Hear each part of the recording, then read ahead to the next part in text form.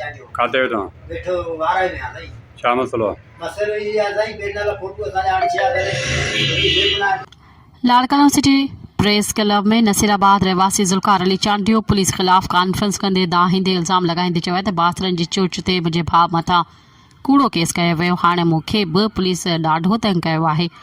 आउं मज़दूर माण्हू आहियां ऐं SSP लाड़काणो DIG लाड़काणो खां मुतालबो थो कयां त नसीराबाद पुलिस जे ख़िलाफ़ एक्शन खणी करे मूंसां इंसाफ़ कयो वञे। सरदार खान चांडी के अपील दा कयो, नवाबजादा बुरहान खान के अपील दा कयो, तो खुदा वास्ते असां दा इंसाफ कयो। वो छा कंदो साईं मां बनी बारे कम कंदो आहियां जी लेकिन दा सलाह त के असां पुलिस तंग थी करे असां एकी गोड़ी बेताब असां करे चेतन घर को बेघर ताईं करे चेतन काफी टाइम थी वा असां ई दा गाल के असां दा हक जे इंसाफ जे बेगुनाह असां पुलिस तंग थी करे साईं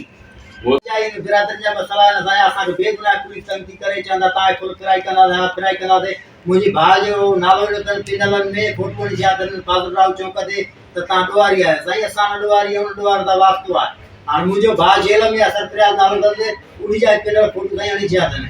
असां यो अपील दा कयो तहसीलदार जी साहब के DIG साहब के त असां ता इंसाफ के नवाब साहब सरदार खान के चांडी साहब के नवाब साहब ज़ादा बुरहान खान साहब के अपील साईं खुदा वास्ते असां तुझा बच्चा हूं जो असां जो चांडी है नवाब है असां दा इंसाफ कर SSP लाड़काणे न मिलो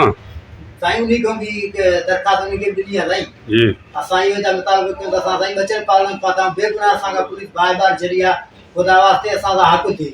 वो भी असां जो कई दुआरे दा तालुकात को रे असां के रखा घर में रहन था चने असां के जंगल में रहन चेतन असां मौसम बचा था क्यों असां लाभलाई कयूं खाऊं असां दा बेगुनाह असां दा पुलिस ना इंसाफी कई है असां जो अर्जी हुई है त असां के वारा थाणो नसीराबाद थाणो जानीगंज चौकी जो इंचार्ज जेको भी है स्पेशल टीम जो इजाज़त जो है असां के हर तंग तो करे बेगुनाह असां के रते तो बनन में भी ठिकाई दो है असां ते NCF वारो जे तभी असां के वरी गिरफ्तार करे बेगुनाह असां से जुल्म असां ये दा अपील कयूं त असां जो इंसाफ से खुदा वास्ते जी आयो साईं त वो आगे असां दा इंसाफ करे उन्हीं मां को केस दाखिल किया जुल्म के खिलाफ मां दाऊ कयूं असां ये दा चयूं त असां जो खुदा वास्ते हक जे नोटिस वठन असां जो जे असां दुआरी हुजूं त असां के भली असां ते FIR ते कुछ भी थे असां ॾियण हथ ॾियण ला तैयार पर